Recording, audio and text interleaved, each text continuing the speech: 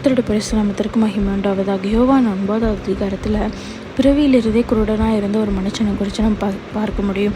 அந்த இடத்துல மற்றவங்களுக்கு சுகம் கொடுத்த மாதிரி ஆண்டவராகிய இயேசு என்ன பண்ணார் அப்படின்னா, அந்த மனிதனுக்கு சுகம் கொடுக்கல. அதுக்கு பதில் தன்னுடைய உமிழ்நீரை துப்பி அதை சீராக்கி அதை மனிதனுடைய கண்களில் பூசி சிலோவாம் குளத்தில் போய் கழுவு அப்படின்னு சொன்னார்.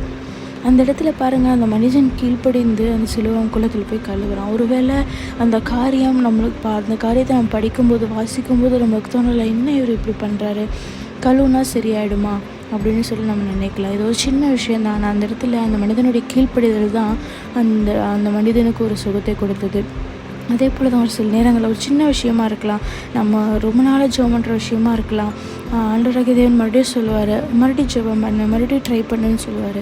நம்ம நினைக்கலாம், இவ்வளோ நாளாக ஜெபம் பண்ணியே நம்ம கேட்கலாம், மறுபடியும் ஜெபம் பண்ண சொல்லிகிட்டே இருக்காரு, நம்ம என்ன பண்ணுறது அப்படின்னு ஒருவேளை ஆண்டவர் சொல்லக்கூடிய காரியங்கள் அற்பமாக இருக்கலாம்.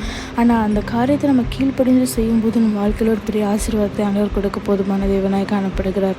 கர்த்தர் தாமே உங்களை ஆசீர்வதிப்பாராக. ஆமென்.